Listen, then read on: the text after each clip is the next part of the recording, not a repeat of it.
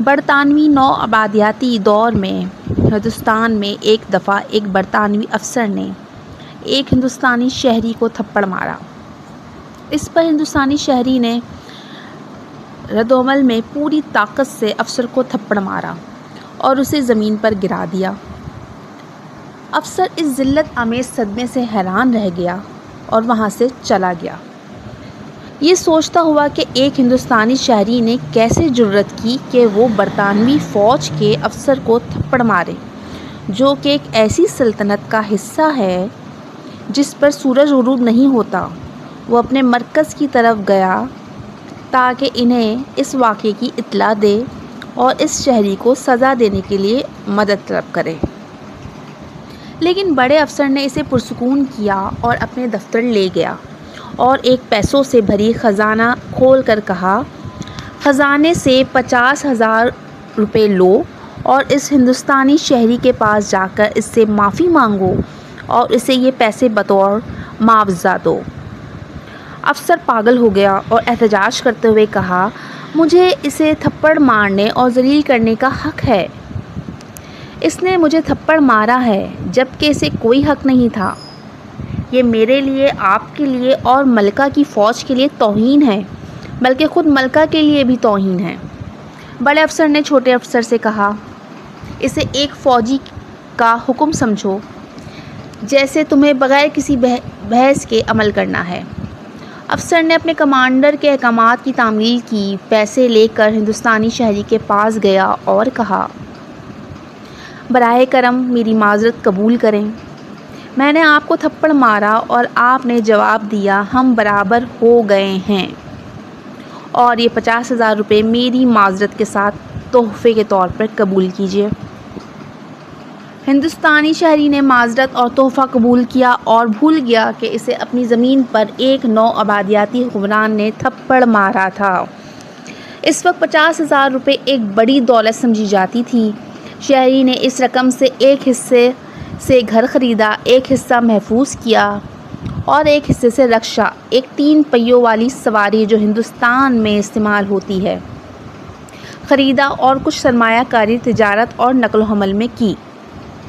اس کی حالت بہتر ہو گئی اور وقت کے ساتھ ساتھ وہ کاروباری شخص بن گیا اور تھپڑ کو بھول گیا، لیکن انگریز نے ہندوستانی شہری کو تھپڑ نہیں بھولا۔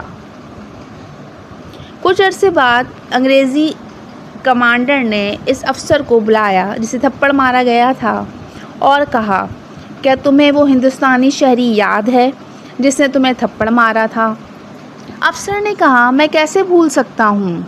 کمانڈر نے کہا، وقت آ گیا ہے کہ تم جاؤ اور اسے تلاش کرو اور بغیر کسی تمہید کے اسے لوگوں کے بڑے ہجوم کے سامنے تھپڑ مارو۔ افسر نے کہا، اس نے مجھے اس وقت تھپڑ مارا تھا جب اس کے پاس کچھ نہیں تھا۔ آج جب کہ وہ کاروباری شخص بن چکا ہے اور اس کے پاس حامی اور محافظ ہیں، تو وہ نہ صرف مجھے تھپڑ مارے گا بلکہ مجھے مار ڈالے گا۔ کمانڈر نے کہا، وہ تمہیں نہیں مارے گا، جاؤ اور حکم کی تعمیل کرو بغیر کوئی بحث کیے۔ افسر نے اپنے کمانڈر کے احکامات کی تعمیل کی اور اس ہندوستانی کے پاس گیا۔ اس کے ارد گرد اس کے حامی، خادم، محافظ اور لوگوں کا مجموعہ تھا۔ اس نے اپنی طاقت سے ہندوستانی شہری کو تھپڑ مارا اور اسے زمین پر گرا دیا۔ ہندوستانی شہری نے کوئی رد و عمل ظاہر نہیں کیا، یہاں تک کہ اس نے افسر کی طرف دیکھنے کی بھی جرأت نہیں کی۔ افسر حیران ہو گیا اور تیزی سے اپنے کمانڈر کے پاس واپس آیا۔ کمانڈر نے افسر سے کہا، میں تمہارے چہرے پر حیرت اور تعجب دیکھ رہا ہوں۔ افسر نے کہا، ہاں، پہلی بار اس نے مجھے زیادہ طاقت سے تھپڑ مارا تھا جبکہ اس کے پاس کچھ نہیں تھا، اور آج جب کہ اس کے پاس طاقت ہے اس نے کچھ کہنے کی بھی جرأت نہیں کی، یہ کیسے ممکن ہے؟ انگریز کمانڈر، پہلی بار اس کے پاس صرف اس کی عزت تھی اور وہ اسے سب سے قیمتی چیز سمجھتا تھا، اس لیے اس نے اس کا دفاع کیا، لیکن دوسری بار جب اس نے اپنی عزت کو 50,000 روپے میں بیچ دیا تو وہ اس کا دفاع نہیں کرے گا کیونکہ اس کے پاس اس سے زیادہ اہم چیزیں ہیں۔ تو قائرین، اس واقعے کے تناظر میں مملکت خداداد اسلامی جمہوریہ پاکستان کی حالت کو ملاحظہ کریں کہ پہلے ہمارے پاس کچھ نہیں تھا اور عزت تھی، اور پاکستان کا ڈنکا پوری دنیا میں بجتا تھا، اور آج ہمارے پاس اللہ کا دیا سب کچھ ہے، اور ہم ذلت اور رسوائی کی بلندیوں کو چھوتے ہوئے بغیرتی کے قطب مینار پر بیٹھے ہیں، اور ہمیں کچھ بھی محسوس نہیں